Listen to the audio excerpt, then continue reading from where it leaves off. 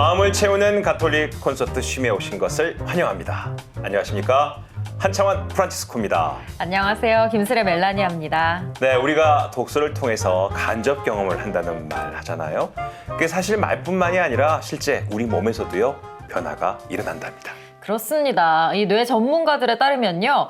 독서를 할 때 우리의 뇌는 실생활에서의 경험을 할 때와 비슷한 움직임을 나타낸다고 합니다. 네, 실제 2차 세계대전 당시에도요, 군인들이 독서를 통해서 심리적인 도움을 많이 받았다고 하네요. 어쩐지 이 시간만 되면 마음이 편안해지고 네. 또 기분이 좋아지는 이유가 여기 있었습니다. 그렇다면 오늘은 어떤 책이 우리와 함께 할까요? 화면으로 초대 손님부터 만나보시죠. 누구나 한두 명쯤 내 인생의 나침판으로 삼은 위인이 있다. 하지만 우리는 그 인물들에 대해 얼마나 알고 있을까? 우리 사회 전반에 걸쳐 큰 발자취를 남긴 인물들의 삶을 되살려 시대 정신을 전하고 있는 이충렬 작가. 1994년 실천문학에서 등단해 일간지와 월간지 등의 기고를 하며 두터운 팬층을 거느리고 있는 베스트셀러 작가이기도 하다. 누구보다 치밀한 자료조사와 탄탄한 스토리텔링으로 한국 전기문학의 새로운 지평을 연 그를 만난다. 네, 어서 오세요. 어서 오세요. 네, 안녕하세요. 두 번째 뵈니까 더 반갑습니다. 예, 저도 반갑습니다. 요즘도 집필 활동 더 열심히 하신다고요? 예, 계속해서 예.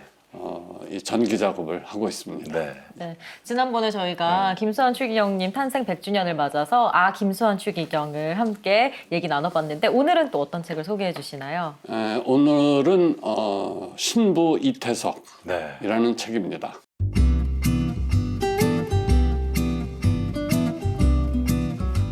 자, 카톨릭 신앙인 전기론 두 번째 책인데 예. 전기 책을 한 권도 쓰시기 힘드실 건데 또 이 책은 언제 쓰셨습니까? 이 책은 그 이태석 신부님 선종 10주기를 기념하기 위해서 한 3년 전부터 준비를 했는데 코로나로 인터뷰하는 데 애로사항이 있어서 그렇군요. 11주기가 되는 작년 12월에 출간이 됐습니다. 네. 사실 이태석 신부님은 이름만 들어도 우리가 가슴이 뭉클해지는 분이시거든요. 예, 그동안에 그렇습니다. 많은 영화도 있었고 예. 영상도 있었고 다큐도 있었는데 예. 이 책에는 어떤 내용이 담겨져 있습니까? 그동안 그 다큐는 대부분 그 공영파 KBS에서 맨 처음에 시작을 했기 때문에 그 종교적인 면을 나타내는데 한계가 있었습니다. 네. 예.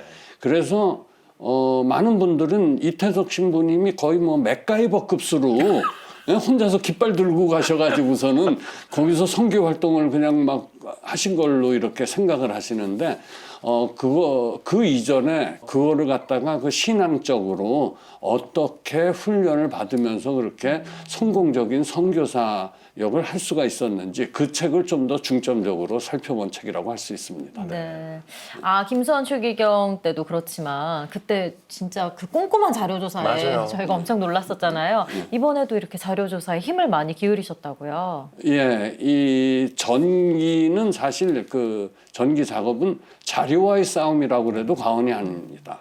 그리고 또 독자들이 흥미를 갖게 읽기 위해서는 그동안 알려지지 않았던 부분들 또 삶에서 중요한 부분들을 서로 잘 이렇게 시줄 날줄로 엮어서 했을 적에 그 독자들이 관심을 갖고 읽게 되기 때문에 자료조사는 많이 하면 많이 할수록 좋다는 생각을 갖고 굉장히 충실하게 준비를 했다고 할 수 있습니다. 한 인간에 대해서 전기를 정리한다는 거는 그 사람에 대해서 다시 본인의 기존에 가졌던 생각과 전혀 다른 또 일면모를 볼 수도 있는 거 아니겠습니까? 예. 작가님 보실 때는 처음에 생각하셨던 신부 이태석과 예. 이 책을 다 쓰시고 나서 신부 이태석을 다시 바라보는 바뀌신 게 있으세요?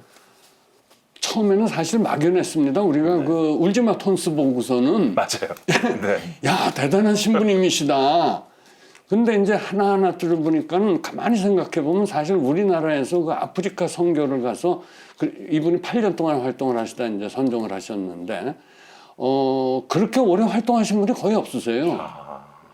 그럼 도대체 왜 많은 분들이 선교의 꿈을 가지고 선교 성소도 있고 그렇다고 그러는데 왜 그렇게 성공적으로 못했을까? 1년 만에 돌아오신 분도 있고 2년 만에 돌아오신 분들도 있고 그러세요.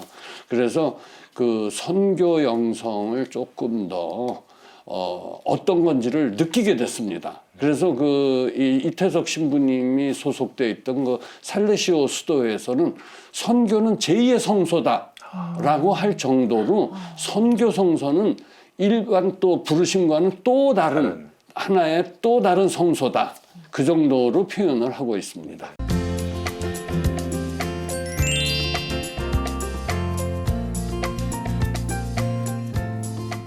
책 속으로 한 걸음 네. 더 들어가 네. 보겠습니다. 네. 보통 이렇게 전기라고 하면은 주인공의 어린 시절부터 많이 시작이 돼요. 네. 어렸을 때 어떻게 태어났다, 어린 시절을 어떻게 보냈다, 이렇게 시작이 되는데 신부 이태석 이 책은요, 신부님이 전공의 시험 보는 예. 그 장면부터 시작이 돼요. 요거 맞아요. 작가님의 어떤 의도가, 특별한 의도가 있으신 거죠? 예. 이 신부님에게 가장 중요한 때는 부르심을 받았을 때라고 저는 생각을 합니다. 근데 이태석 신, 그러니까 부르심에 대한 확신이 이제 있을 때죠. 이태석 신부님이 부르심에 대한 확신을 얻고서는 맨 처음에 실천에 옮겼던 행동이 의사직을 버리고 레지던트, 뭐 버린 건 아니지만 레지던트 전공의 시험을 보러 가지 않았습니다. 그건 이제 수도자가 되겠다는 결심을 했을 때입니다. 그래서 그 부분이 이태석 신부님의 삶에서 가장 중요한 변곡점이다. 이렇게 생각해서 그 첫 부분을 전공의 시험장에 나타나지 않는 걸로 그렇게 했는데 사실 그 사실을 알고 있던 분들이 많지 않아요. 심지어는 일부 가족들 중에서는 그 사실을 몰랐던 분들도 계세요. 네. 그 10남매 중에 9째입니다. 예. 이태석 신부님께서. 그래서 이태석 신부가 의대를 갔을 때 어머니 그 같은 식당에 계신 분들이 그렇게 좋아하셨거든요. 그렇죠. 아들이 의사 됐다고. 예. 근데 그 좋은 자리를 마다하시고 신부가 되셨다는 것. 네. 어렸을 때부터 어떤 성소가 있었었나요? 예, 그분이 그 어렸을 적에 사신 데가 지금 그 부산 송도 성당 밑에 있는 천주교 주택촌입니다. 네네. 거기 50호 주택이 다 천주교 신자들이 살았는데 거기에 살다 보니까 어린 시절부터 이 맨날 성당에 가서 아침에 복사하고 네네. 학교 끝나고 나면은 성당 뒷마당에 가서 놀고 놀고. 그러니까는 이제 수녀님들하고 자꾸 이제 접촉도 하게 되고 얘기도 듣게 되고 그러다가 보니까는 어느 날 이제 한센병 환자들을 치료하시고 선교하시다가 같이 한센병에 병으로. 걸려서 선종하신 그 담이양 신부님 일대기 영화를 보고서는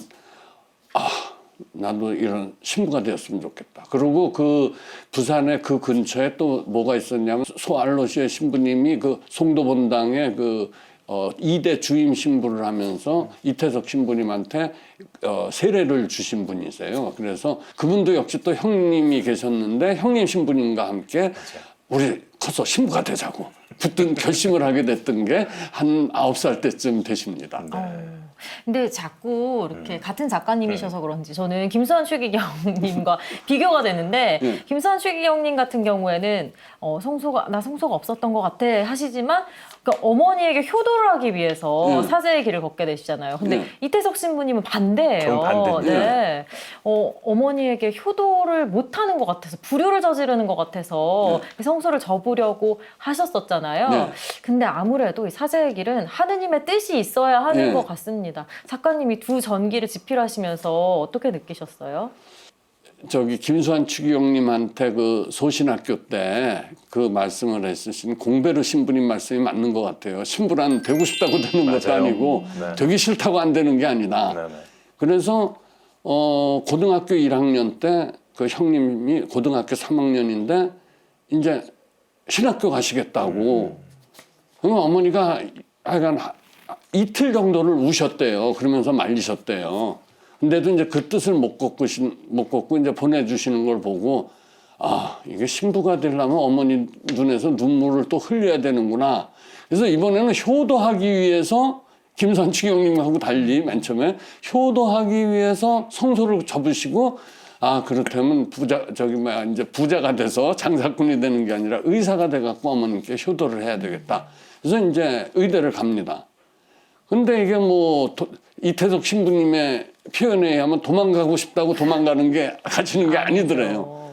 다시 이제 군의관 생활을 할 적에 그 성소가 되살아나시면서 이 청소년들과 함께 하고 싶다. 가난한 사람과 함께 하고 싶다. 내가 결혼을 하면은 가정이 생기면은 아무리 좋은 일을 하고 싶어도 그게 자유롭지 못할 것 같다. 가장의 의무에서. 그래서 어머님을 설득해 갖고 이제 성소의 길로, 신부의 길로 가시게 된 겁니다. 그 이태석 신부님께서 성소를 받아들이신 후에 이제 수도회를 선택하시죠. 예. 살리시오회를 선택하십니다. 아마 그 전까지 하셨던 그런 경험들, 학생들과 같이 노래 부르고 아이들과 같이 운동하기 좋아하고 하니까 청소년들 사목을 하는 살리시오회를 선택하신 것 같다는 책에 말씀하셨잖아요. 예. 근데 저도 이번에 알았던 게 그 수련 기간이 만만치가 않고 거의 10년 가까이 예, 되는 10년입니다. 가까운 시간이더라고요. 신학교 생활도 해야 되고 이 수도회에서는 그 수련 기간이라고 또 따로 있어요. 네. 그래서 1년은 체험 기간, 2년은 수련 기간 이걸 거쳐서 다시 대학원 과정을 마치고 그다음에 선교 실습도 그런 데선 떠나고 그래서 하니까는 딱 10년이 걸리셨습니다. 네. 그 긴 시간 동안 이태석 신부님은 이 성소에 대한 흔들림이 아예 없으셨다고요. 예, 아예 그분은 전공 시험 포기할 정도의 이 강인함. 굳건한 성소에 대한 확신이 있었기 때문에 진짜 좌고 우면이 없으셨습니다. 보면은. 사실 해외 선교도 생각하신 것도 아니었고 예. 특히 남수단이라는 톤지를 생각하신 적은 거의 없었던데 예. 그렇습니까? 그렇습니다. 네. 그래서 그게 이제 하나님의 섭리라는 거를 제가 자꾸 이번 책을 쓰면서 느꼈는데 수단에서 그때는 이제 남수단, 북수단이 갈라지기 전입니다. 전이죠. 수단에서 이제 그 선교 활동을 하는 그 고민호 한국 이름으로 공민호 수사님이 저기 살레시오 대학에 한국에서 온 신학생이 있다고 그러니까 이제 오신 거예요. 반가워서. 왜 그러냐면 공수사님이 한국에서 거의 20년 동안 그 대림동 청소년 그 대방동 그쪽에서 이제 선방 그걸 가리키시는 수사님이셨거든요. 그래서 이제 왔더니 진짜 이제 한국 학생이 와 있단 말이에요. 그러니까 반가워갖고 얘기하다 보니까 그래서 수사님은 요즘 어디 계십니까? 그랬더니 난 저기 수단이라는데 거기 무지무지하게 가난한 데인데 거기서 이제 가리키고 저기 청소년들 그 목공 기술 가리키고 있다. 그래서 수단이라는 데가 어떤 나라에 그랬더니 거기는 학교 가는데 애들이 돌멩이를 들고 와야 돼 그러시더래요. 그래서 왜 돌멩이를 들고 가요? 그랬더니 거기 책상이 없어. 그래서 애들이 돌멩이를 들고 와서 책상 삼아서 아니 세상에 그런 데가 있습니까? 그랬더니 그런 데가 있다. 그러니까 선교실습 3학년 때 이제 여름방학 때 나올 적에 거기를 한번 와보라. 선교사가 되려면 거기를 한번 봐야 된다. 그런 말씀을 해주셨대요. 그래서 이제 그게 계기가 돼가지고서 이제 선교 실습을 신청하고 이러면서 이제 가게 되는 겁니다. 이렇게 얘기를 듣고 또 책을 읽다 보면 참 하느님의 섭리가 오묘하다는 생각이 듭니다. 네. 그리고 이태석 신부님이 이 하느님의 섭리를 받아들이는 그 과정도 참 인상적이었는데요. 제가 그 부분을 잠깐 읽어드리겠습니다.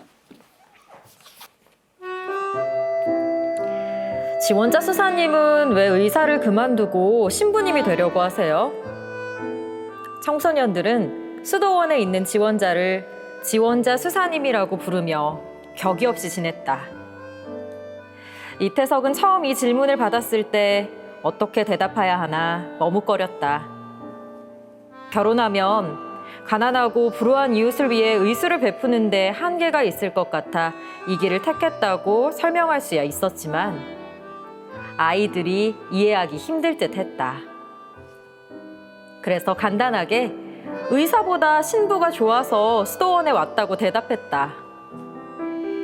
그러나 청소년들은 이 대답을 납득하지 못하고 계속 물었다. 의사는 돈을 많이 버는데 지원자 수사님 머리가 좀 이상해진 거 아니냐. 집이 부자라 돈 벌 필요가 없느냐. 의사 자격증이 아깝지 않느냐, 실연당했느냐 등 질문이 꼬리에 꼬리를 물었다. 그런 날이면 이태석은 방으로 돌아와 어떻게 대답해야 아이들이 쉽게 이해할 수 있을지 곰곰이 생각했다. 그러다 문득 돌과 다이아몬드 비유를 떠올렸다. 수철아, 너는 길에 돌멩이와 다이아몬드가 있으면 뭘 줍겠니? 지원자 수사님, 그걸 질문이라고 하세요? 당연히 다이아몬드를 줍죠. 그렇지? 그런데 나에게 의사는 돌멩이고 하느님과 너희들은 다이아몬드야. 그래서 신부가 되려고 수도원에 온 거야. 정말요? 지원자 수사님은 정말 돈이 싫으세요? 전 돈이 좋은데. 수철아, 세상을 살아가려면 돈이 필요하다. 그러나 신부가 되면 돈이 없어도 너희들과 함께 놀면서 지낼 수 있으니 얼마나 좋으냐? 하하. 지원자 수사님은 결혼하는 것보다 신부가 되는 게 더 좋으세요? 나는 결혼하는 것보다 하느님과 너희들과 함께 사는 게 더 좋다. 이태석의 대답에는 망설임이 없었다.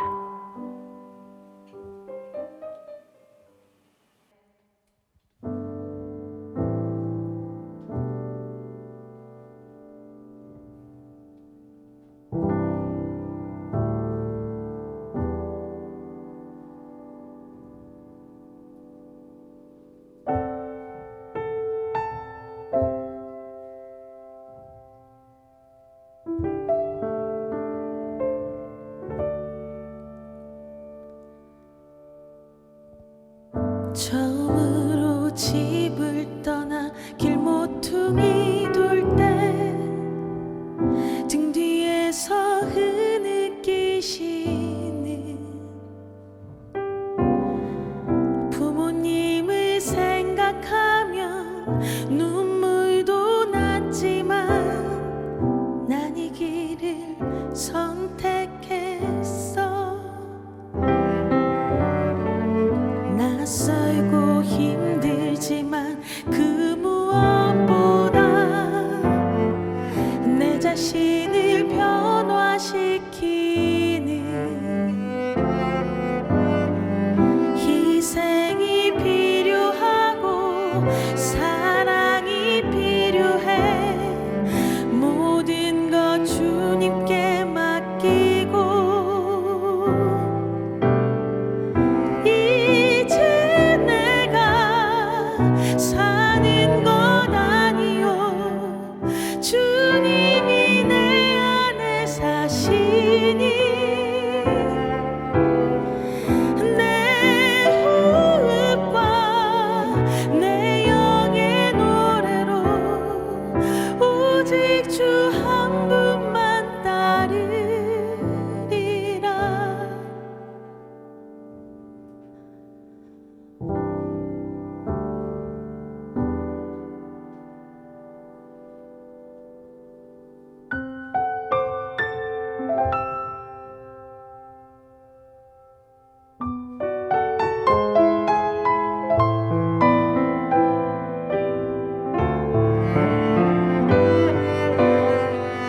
이제 내가 사는 것 아니요 주님이 내 안에 사시니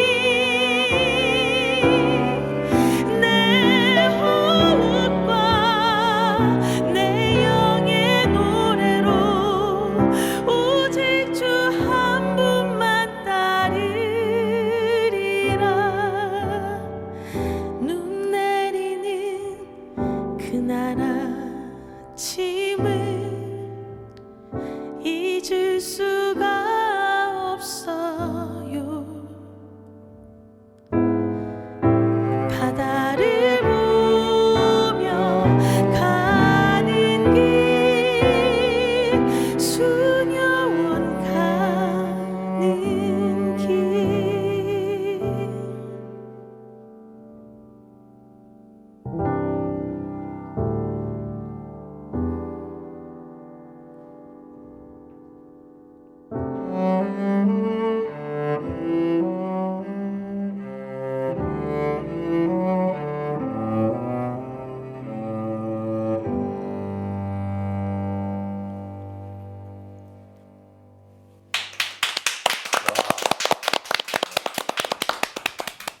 수녀원 가는 길, 석소영 카타리나님. 가사가 정말 노래도 가슴 울립니다. 감사합니다. 감사합니다. 이 석소영 카타리나 자매님, 이 찬양 사도길을 걸어야겠다는 결심 언제부터 하셨어요? 저는 지금 생각해 보면 결심은 안 했던 것 같아요. 결심은 안 했고요. 하느님께서 길을 계속 보여주셨던 것 같아요. 처음 노래를 했었던 것도 성당이었고요. 그리고 처음 노래를 하게 된 계기도 피아노학원을 갔는데 마침 저희 성당 지휘자님이셨거든요. 그분이 노래를 또 권해주셨고 제가 원하고 결심했다기보다는 계속 기회를 주셨던 것 같아요. 그 기회를 잘 따라와서 지금까지 있었던 것 같아요. 오늘 우리가 신부 이태석 책을 소개하고 네. 있습니다. 함께 들으시면서 네. 본인이 알고 계셨던 이태석 신부님과 좀 다른 이야기, 아 이런 분이셨나 이렇게 느끼신 부분이 있었어요? 저는 성소에 대해서 이야기하셨던 것을 좀 되게 깜짝 놀랐어요. 그러니까 유명한 신부님이시고 그리고 정말 큰 일을 하신 분이시잖아요. 그런 분들은 무언가 더 큰 빛이라던가 큰 말씀을 듣고 이런 것들을 행하셨을 거라고 생각을 했는데 오히려 인간적인 모습으로 부모님께 효도하고 싶어서 성소를 숨기셨다라는 그 사실, 그게 좀 가슴이 아프기도 했고 또 신기하게 들렸던 것 같아요. 네, 우리 석소연 카타리나 자매님의 또 다른 노래 이따가 들려드릴 테니까요. 끝까지 함께 해주시고요. 고맙습니다. 감사합니다. 감사합니다. 네, 이태석 신부님께서는 이제 하느님의 섭리 속에 아프리카로 선교 체험을 가시는데 그곳에 정말 운명적인 만남이 있었던 거죠. 네. 맨 처음에 이제 거기를 가려고 선교 실습 신청을 하니까 그 당시에 신학생 신분이었었어요. 그랬더니 그 주교님께서 아프리카 교구 주교님께서 지금 수단은 내전 중이다. 신학생을 보낼 수는 없다. 그러니까 그 옆에 나라인 탄자니아와 케냐에 가서 선교 실습을 해라. 거기 살레시오 공동체 거리에 청소년들을 또 모아놓고 이제 하는 거기를 가라. 그래서 이제 거기를 갔습니다. 그래서 이제 케냐에서 맨날 거기 왔다, 수도원에 있으면서 이제 왔다 갔다 하는데 하루는 어떤 그 인도 신부님이 오셔서 아유, 저기 신학생님은 어디서, 학사님은 어디서 오셨습니까? 그랬더니 제가 한국 출신인데 그 저기, 살레시오 대학 중에 그 선교 실습을 왔는데 원래는 그 저기 수단을 가고 싶었었는데 거기 내전 중이라서 못 가게 해서 지금 여기하고 탄자니아를 왔습니다. 그랬더니 아니 내가 바로 저 수단의 톤지에서 온 선교사제라고 그러면서 이제 그날부터 이제 이야기를 하기 시작합니다. 이제 이태석 신부님의 성소가 어떻게 돼서 이렇게 의사를 관두고 굉장히 신기하셨었나 봐요. 그분이 바로 이제 제임스 신부님인데 제가 그 제임스 신부님한테 이제 직접 그 들은 겁니다. 그래서 이제 그걸 했더니 아, 그러면 내가 주교님한테 주교님을 설득할 테니까는 들어갈 자신 있냐? 자신 있다고.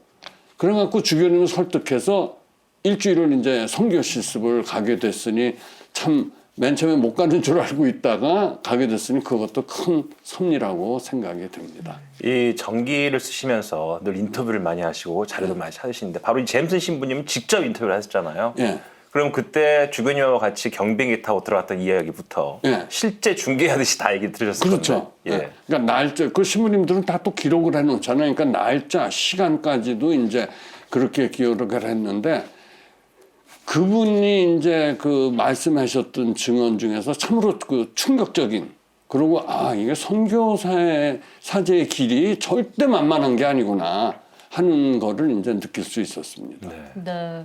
그러니까 이 책에는 다른 곳에 알려지지 않았던 그런 좀 에피소드들이 많이 담겨 맞아요. 있는 것 같아요. 저는 그 중에서도 조금 놀라면서도 이해가 됐던 게 이태석 신부님이 맨 처음에 남수단에 가셨을 때 도망가시잖아요. 가서 막 울고 막 되게 힘들어 하시잖아요. 그럼 이 얘기도 제임스 신부님께 직접 들으신 거예요? 예, 직접 들은 겁니다. 갔다 와서 진짜 그러셨다는 거예요.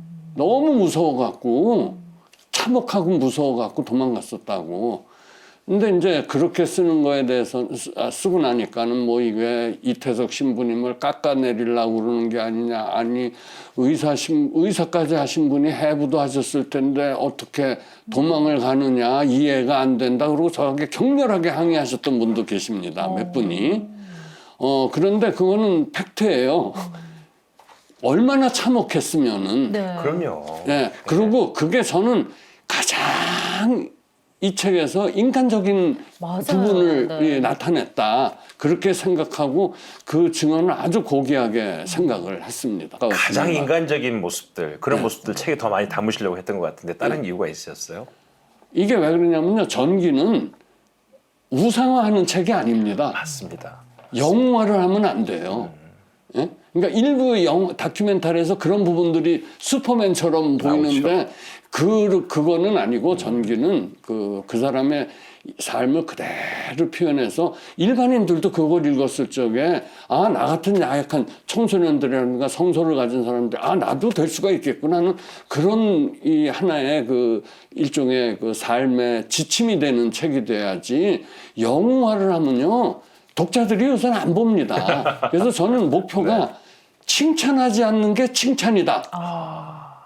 정말 하늘에서 내려온 태어날 때부터 성인이었던 게 아니라 아유, 정말 인간으로서의 그런 고뇌를 다 느끼셨기 때문에 듣고 일어서는 게 그 과정을 어떻게 극복할 것이냐. 맞아요. 그건 우리 현실에서 삶도 마찬가지거든요. 네. 예. 그래서 이태석 신부님이 너무 멋있었고 그래서 또 책에도 그런 부분이 나오잖아요. 왜 나에게 이런 병을 주셨나. 막 거기서 이태석 신부님이 얼마나 힘들어하셨을까 싶어요. 아, 그거는 뭐 이루 말할 수가 없죠. 예. 이제 병이 탁 하는 걸 이제 아셨는데 그때 너무 많이 퍼져서 이제 도저히 가망이 없었는데도 의사니까는 그래도 대장암인데 그래도 어떻게 되지 않겠냐. 그러고 그때 이제 그 병원에서 그러니까 그러면 신약을 권했었대요. 신약들은 처음엔 좀 잘 듣는데요. 그랬다가 이제 나중에는 뭐 별로 소용이 없어지지만 그래서 그런 과정을 하면서 맨 처음에 희망을 가졌다 점점 절망을 가지니까는 소위 말하는 이제 영적 투쟁이라는 그 늪에 빠지게 되는 그런 일이 이제 일어났습니다. 하지만 그래도 그 영적 투쟁을 무사히 잘 마치셨다고 예. 그렇게 돼 있던데요. 예. 그러니까는 이게 그 교황님이 그 영적 투쟁을 쓰면서 저도 이거 써야 되나 말아야 되나 그 굉장히 고민을 많이 했습니다. 근데 솔직히 밝혀주고 왜 그래 극복을 하셨으니까는 네, 네.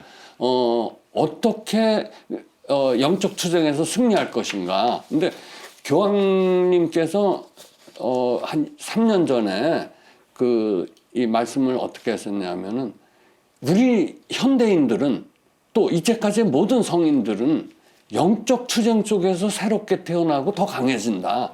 만약에 영적 투쟁을 이겨내지 못한 그런 게 없이 됐다 그러면 그건 가짜 성인이다. 예? 가짜 신자다. 우리는 맨날 이 세상에서 영적 투쟁을 하면서 산다. 그런 영적 투쟁을 하셨습니다. 기도도 제대로 못하고도 일에 너무 치니까는 하느님 제가 지금 어디로 가고 있는 겁니까? 라는 그걸 하셨듯이 영적 투쟁을 하는데 그거를 갖다가 어떻게 극복하느냐, 어떻게 극복했느냐 그거가 중요하다고 생각해서 썼습니다. 네, 작가님의 생각이 책에도 잘 드러나 있어요. 그리고 또 작가님의 의도가 반영된 게 아닌가 싶었던 게 살레시오에 대한 소개가 많이 있는데요. 예. 이것도 어떤 의도가 있는 거죠? 살레시오에는 이태석 신부님의 그 청소년 영성을 알기 위해서는 청소년을 사랑하는 영성을 알기 위해서는 살레시오 수도의 영성이 무엇인지를 알아야 돼요. 그렇지 않으면 이태석 신부님 이해가 안 됩니다. 네. 그 살레시오 영성이라는 게 청소년들을 사랑하는 걸로 다가 아닙니다. 청소년들이 사랑받고 있다는 걸 느낄 때까지 사랑해야 됩니다. 하는 게 살레시오 영성 중에 하나예요. 그래서 그리고 그거를 하기 위해서는 음악이 중요합니다. 밴드가 중요합니다. 그래서 살레시오 돈보스코 성인이 200년 전에 이미 이탈리아에서 그런 브라스 밴드를 만들었어요. 그 책에도 소개했는데 이태석 신부님이 톤제에서 만든 브라스 밴드 구조하고 살레시오 성인이 했던 그 브라스 밴드 구조하고 거의 일치합니다. 그러니까 이태석 신부님이 혼자 막 이렇게 하신 게 아니고 살레시오 영성 안에서 그 영성의 가르치심 안에서 그렇게 실천하셨던 걸 그런 걸 이해하기 위해서 이제 살레시오의 영성이 뭐고 그런 거를 설명을 한 겁니다. 네. 그래서 저희가 이태석 신부님의 생전 모습을 기억하는 분을 만나 뵙고 왔거든요. 화면으로 함께 만나보시죠. 네. 저는 2000년도에 살레시오에 들어왔어요. 입회라는 걸 2000년도에 했는데 2000년도에 우리 이태석 신부님이 그 살레시오 수도자로 평생을 살겠다는 종신서원을 2000년도에 이탈리아에서 하셨고 우리 서울의 구로삼동 성당에서 사제서품을 받으셨어요. 이렇게 멋진 선교사 선배가 있구나라는 걸 그때 처음 알았고 그게 거의 이태석 신부님과는 첫 만남으로 기억합니다. 말년에 이제 돌아가시기 직전에 2년간 그 저희 신학생 공동체, 대학원 공동체에 사실 때 그때 많은 말씀을 들었고 또 대화도 많이 했고 그때 추억이 제일 많죠. 이 책 때문에 좀 생각이 많이 납니다. 왜냐하면 이 책을 그 이제 우리 이태석 신부님 선종 10주기 특별 헌정판으로 제작을 했는데 그 김영사에서 또 우리 이충렬 작가님이 참 신경을 많이 써주셨고 이 책 때문에 사실 다시 한번 이태석 신부님을 우리 안에 현존하게 만드는 그런 계기가 된 것 같아요. 우리나라 사람들은 지금도 이태석 신부님을 기억하고 있다는 거고 이태석 신부님을 기억하는 것도 이태석 신부님을 따라서 선행을 실천하는 것 이것이 우리가 이태석 신부님을 좋은 사제요, 좋은 한국인으로서 우리가 기억하는 만큼 그분의 의지를, 그분의 뜻을 받들어서 다른 분들에게 좋은 그런 선행을 할 수 있으면 좋겠습니다.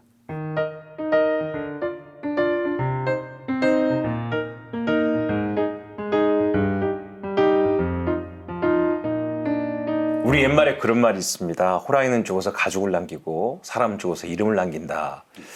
저는 이태석 신부님 뵈면은 사랑을 남기셨구나라는 마음이 맞습니다. 드는데 마음에 가장 담아두고 계시는 책 속에 구절이 있으면 좀 읽어주시죠. 네.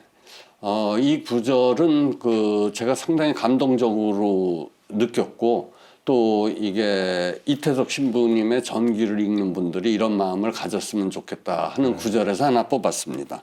이게 이제 거기 계시다 한국에 오셔서 이제 음악회를 하면서 선교 모금할 적에 해주신 말씀입니다. 몸이 10개라도 모자랄 정도였지만 톤주에 대한 관심을 모으고 선교의 중요성을 알릴 기회라며 거절하지 않았다. 톤주에서만 부족한 줄 알았던 시간이 한국에 와서도 부족했던 것이다. 나누기엔 가진 것이 너무 적다고 걱정하지 마십시오. 우리에겐 하찮을 수 있는 1%가 누구에게는 100%가 될 수 있습니다. 이태석 신부는 1%의 나눔을 실천하는 사랑을 베풀어 달라고 호소했다. 호응은 뜨거웠다. 그의 기도가 통한 듯 학생, 어른, 의료계의 성원이 그의 말까지 이어졌다. 그리고 2004년 성탄절 이태석 신부는 뜨거운 감사의 마음으로 성탄 미사를 집전했다. 네, 신부님께서 이제 병환 중에도 계속 톤지 걱정을 하셨잖아요. 우물 파야 된다, 또 고등학교도 지어야 되는데 어떻게 하면 좋냐 이렇게 걱정하셨는데 혹시 신부님 돌아가시고 나서 톤지 소식도 들으셨나요? 예, 톤주 소식은 지금도 계속해서 듣고 있습니다. 그게 이태석 신부님이 생전에 설립하셨던 그 수단 어린이 장학회가 지금 선종 12주기가 된 지금도 이렇게 1%의 이 도움 이걸 통해서 모아서. 이제 그 현재까지 지속되고 있는데 톤지에서는 그 이태석 신부님이 세운 중고등학교가 이 남수단의 명문 중고등학교가 돼서 거기를 나오면은 일단 공무원은 보장이 된답니다. 뭐 월급은 안 되지만 그래서 그 들어가는 입학 경쟁률이 굉장히 치열하고 거기에 나온 거를 굉장히 자랑스럽게 생각해서 거기를 조금 더 체계적으로 지원하기 위해서 이제 방문해 보려고 한 2년 전부터 그 수단 어린이 장학회 함께 노력을 해봤는데 이 코로나 시국 네. 때문에 그렇군요. 아직까지도 지금 가지를 못하고 있지만 후원은 계속되고 있습니다. 그래서 이 1%가 굉장히 의미 있게 그곳에서는 쓰여지고 있습니다. 이태석 신부님이 그렇게 하신 씨앗이 이제 큰 튼튼한 나무로 자라고 있는 건데 예. 이 책에 대한 인쇄도 또 기부하신다고요? 예. 부끄럽지만은 아니 이 책을 쓰면서 이태석 신부님이 그렇게 당시에는 목숨까지 내놓으면서 이 사랑을 실천하는데 아니 저는 뭐 목숨은커녕 그냥 팔만 조금 힘든 거 그거 했는데 이거에서 한 거는 다 수단 어린이 장학회 해줘서 기부해서 거기서 이렇게 나가면은 일단 이 책을 사신 분은 당신도 모르게 누구나 10%를 수단 어린이 장학회에 기부하는 겁니다. 그러네요. 예. 네. 그래서 이제 그렇게 했더니 그게 이제 여러 군데 소개되면서 그 책이 나온 지 4달 만에 거의 지금 2만 권을 향해서 가고 있으니까는 3,600만 원쯤, 3,200만 원쯤은 이미 수단 어린이장학회에 기부가 돼서 수많은 이 가난한 나라의 어린이들이 혜택을 보고 있으니까는 여러분들도 많이 동참해 주십사는 의미에서 기부를 하게 된 겁니다. 아, 정말 감사드립니다. 네. 아니, 너무 막 웃고 계셔가지고 저희도 막 웃음이 납니다. 네. 네, 작가님 책을 지난번에는 김수환 추기경 소개해드렸고 오늘은 신부 이태석 이렇게 전기를 집필하셨잖아요. 네. 그래서 이제 전기는 좀 힘들지 않을까. 자료조사만 막 몇 년 동안 하고 하시니까 그랬는데 지금 또 집필하고 계시다고요. 새로운 책을 또 하신다면서요, 전기를. 뭐 그것도 또 한 2년 전부터 이제 준비를 해갖고 하는 책이 있는데 이제 그래도 근현대의 추기경님 이번에 현대의 이태석 신부님을 했으면은 우리나라 최초의 신부님이시자 순교 성인이신 성 김대건 안드레아 신부님의 전기를 한번 써보고 싶다. 근데 그게 저 혼자 힘으로는 도저히 안 되는 거예요. 왜 그러냐면 기록이 뭐 현재 알려진 건 불과 마지막 3년 정도인데 어린 시절부터 쭉 하려면 이는 교회사연구소의 협조가 절대적으로 필요합니다. 그래서 그 책은 김영사와 그 교회사연구소가 업무 협약을 맺어서 교회사연구소에서 자료를 제공하고 저는 이제 집필을 하고 그래서 그 책은 이제 자꾸 이제 인쇄를 이번엔 100% 줬으니까 그럼 저도 이제 일용할 양식이 있어야 되니까 반을 이제 연구 발전 기금으로 교회사연구소에 그렇게 했는데 지금 이제 마지막 그 편집 교정 작업 중이라서 한 6월 중순경에는 아마 나오는데 그건 한 무려 500쪽이 됩니다. 네. 그러니까는 많은 분들이 아니 김대건 신부님 자료가 없는데 아닙니다. 다 조사하니까 나옵니다. 그래서 어린 시절부터 감사합니다. 거의 네. 완벽하게 복원을 해서 지금 교회사연구소의 그 소장 신부님한테 감수도 받고 그래서 이제 준비를 하고 있습니다. 와, 네. 새로운 신간도 저희가 기대하겠습니다. 고맙습니다. 네, 오늘 시간 함께 해주셔서 감사드립니다. 예, 고맙습니다. 고맙습니다. 네. 지금도 하느님은 자신을 기다리고 계실까? 당신의 부르심에서 멀리 떠나온 자신을 옆에서 바라보고 계신다는 생각이 들자 저도 모르게 눈물이 흘렀다. 그리고 시간이 지날수록 그런 느낌이 점점 강렬해졌다.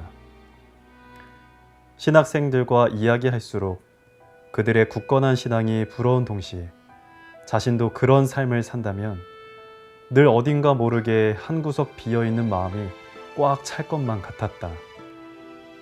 그는 자신의 마음속에 있는 공허함을 채울 수 있는 건 하느님의 사랑뿐이라는 확신을 갖기 시작했다. 그렇게 기도하기를 며칠, 더 이상 멀리 가면 안 되겠다고 마음을 굳혔다. 의사의 길이 아니라 사제의 길을 걷기로 결심했다. 봉사의 삶이 아니라 함께하는 삶을 선택한 것이다. 주님 말씀하셨지 사랑 사랑 사랑 오직 서로 사랑하라고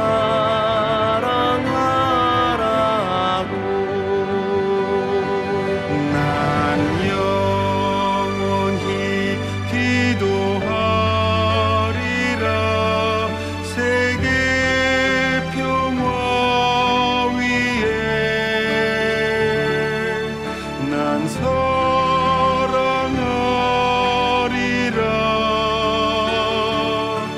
내 모든 것 바쳐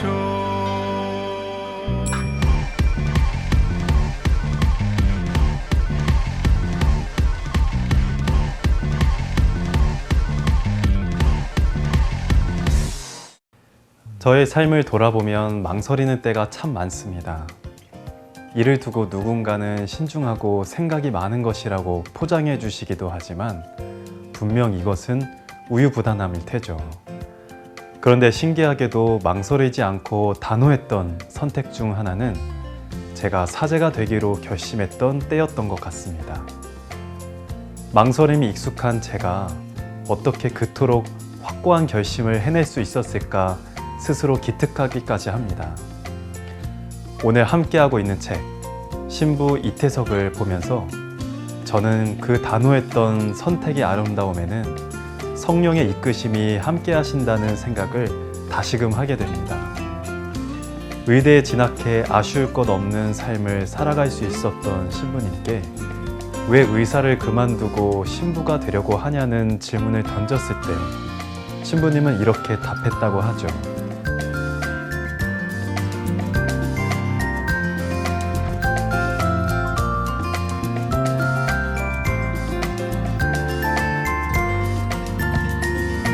일말의 망설임도 없는 신부님의 대답에서 저의 첫 다짐을 생각하게 합니다. 나에게도 망설임 없던 선택의 시간이 있었다는 것을 떠올려 봅니다. 수단에서 고된 삶을 견뎌야 하는 까닭에 인간적으로 짜증이 나다가도 치료받은 환자들이 퇴원할 때면 보람을 느끼며 또 다른 나눔과 사랑을 결심하는 신부님의 모습을 보며 그리스도의 사랑이 열매를 맺어가는 방식을 바라보게 됩니다. 도움과 사랑이 필요한 이들과 함께하겠다는 마음으로 고된 상황을 견뎌내면 그 씨앗은 또 다른 사랑을 가능하게 하는구나 새삼 느낍니다. 무엇보다 이 책은 인간 이태석의 삶을 바라보게 합니다. 그래서 그가 보여준 사랑의 나눔이 완벽한 사람이기 때문에 가능했던 것이 아님을 보여줍니다. 제가 시행착오를 겪으며 그리스도인의 삶을 한 조각 한 조각 맞춰 나가듯이 이태석 신부님도 그렇게 천천히 하나씩 퍼즐을 맞추어 가던 분이라는 걸 생각하게 합니다. 교구 사제로 살아가는 저로서는 선교 사제의 삶에서 넘을 수 없는 벽과 아우라를 느낍니다. 저는 해외 선교를 떠올려 보면 목숨이 위태로운 위험천만한 상황을 가장 먼저 봅니다. 그런데 선교 사제들은 그보다 선교지 가운데 함께 하시는 예수님을 먼저 보는 듯합니다. 예수님을 모르는 이들 한가운데로 들어가 더불어 살고 등불이 되어주기 때문입니다. 저는 복음을 입으로 전하지만 선교 사제들은 삶으로 복음을 전하기 때문에 삶의 깊이 자체가 다른 차원의 것이라고 여겨집니다. 지금도 세계 곳곳에서 하느님의 말씀을 실천하기 위해 묵묵히 선교의 길을 걷고 계실 선교 사제들, 그리고 평신도 선교사들. 모쪼록 그분들의 바람이 하느님의 뜻 안에서 이루어지길 바랍니다. 또 이 책을 읽는 분들이 이태석 신부님이 보여준 사랑의 의미를 깊이 새겨보셨으면 좋겠습니다. 베드로의 쉼쉼 책방, 저는 다음 시간에 다시 찾아오겠습니다. 오늘도 베드로의 쉼쉼 책방 잘 둘러봤습니다. 네, 저희 프로그램 홈페이지가 마련됐어요. 이 시간 함께 하신 소감, 또 이 시간에 소개해드렸던 책을 읽은 소감을 남겨주시면 추첨해서 저희가 책 선물 보내드리겠습니다. 네, 저희 홈페이지에도 많이 놀러와 주시고요. 끝으로 한창환 교수님이 읽어드리는 신부 이태석 한 구절과 석소영 카타리나의 노래 선물 전해드리면서 저희 여기서 인사드리겠습니다. 오늘도 함께해 주신 여러분 고맙습니다. 감사합니다.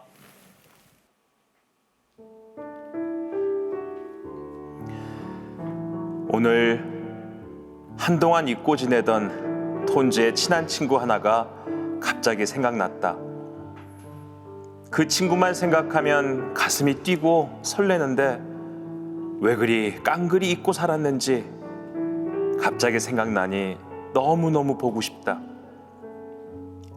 하지만 오늘은 그 친구가 내 곁에 있음을 강하게 느낀다. 바로 주님이시다.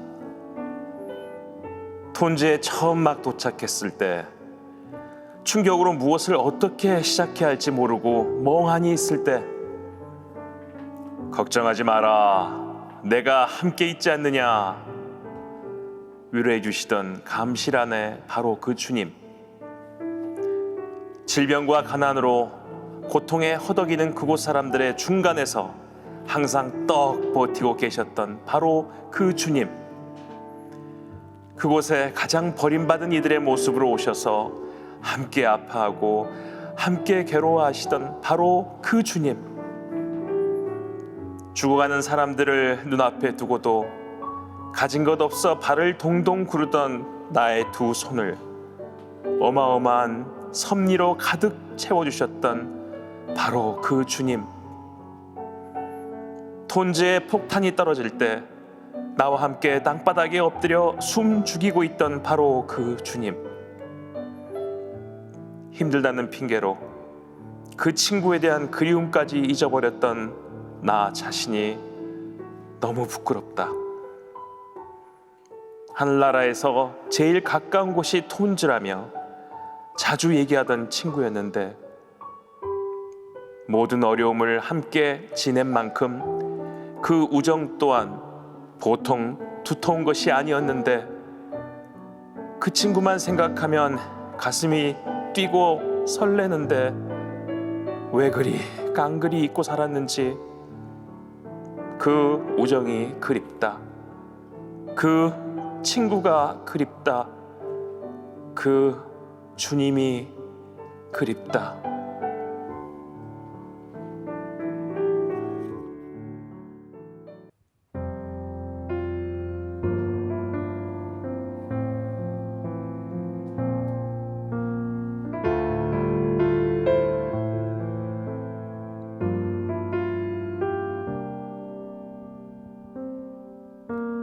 당신을 기다립니다.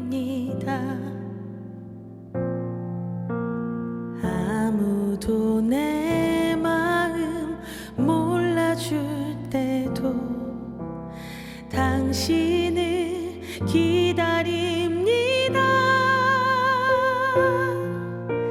서러운 눈물이 흐를 때에도 당신만이 위로 되시네. 당신만이 희망 되시네. 전에도 계셨고 오늘도 계시며 또 앞으로 오실 하느님.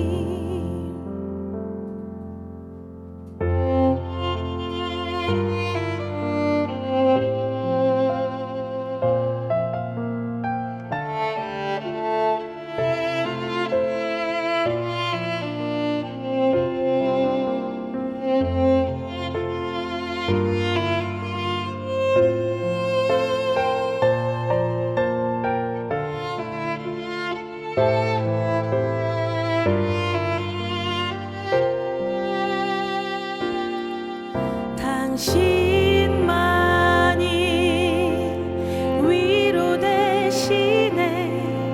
당신만이 희망 되시네. 전에도 계셨고 오늘도 계시며 또 앞으로 오실 하느님. 당신을 기다립니다. 아무도 내 마음 몰라줄 때도 당신을